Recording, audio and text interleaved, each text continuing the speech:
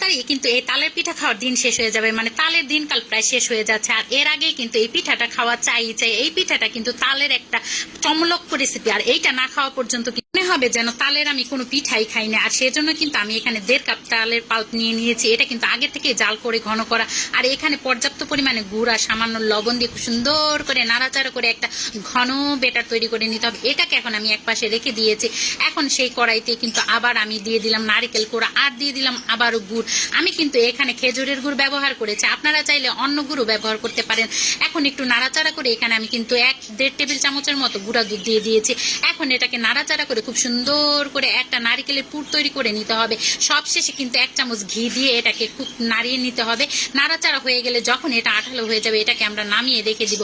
এখন চলে আসবো পরবর্তী ধাপে। এখন আমি এখানে প্রায় 1.5 কাপের মতো চালের গুঁড়ি নিয়ে নিয়েছি। এখন দিয়ে দেবো সেই যে জাল করে রেখেছিলাম তালের পাল্পটা গুড় দিয়ে, সেটা। এটা কিন্তু পর্যাপ্ত পরিমাণে গরম আছে, মানে এটা কিন্তু ঠান্ডা হলে চলবে না।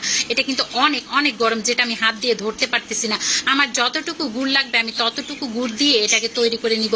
এখনো কিন্তু এই পর্যায়ে অনেক গরম আছে। তারপরে এটাকে খুব সুন্দর করে হাত দিয়ে মাখাচাকা করে একদম একটা নরম পাতলা মতো একটা ব্যাটার তৈরি করে নিব। কিন্তু এটাকে কিন্তু খুব নরম করা যাবে না, আবার খুব শক্ত না।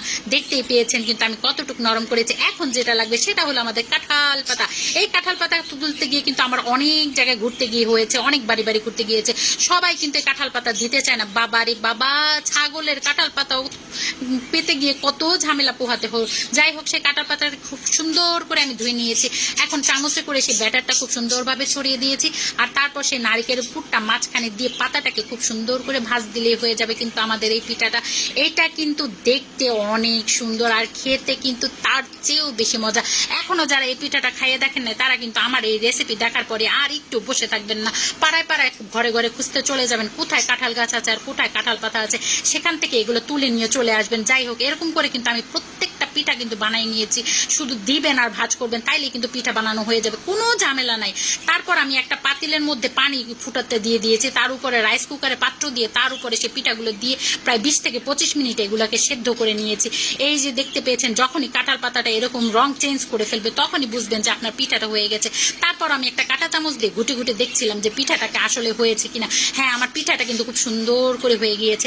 এখন এগুলোকে সুন্দর করে নামিয়ে ফেলতে হবে। গরম গরম বের করে ফেলতেছি, হাতে কিন্তু অনেক পরিমাণে তাপ লাগতেছে। তারপর কি করবো, আপনাদের দেখাতে হবে না?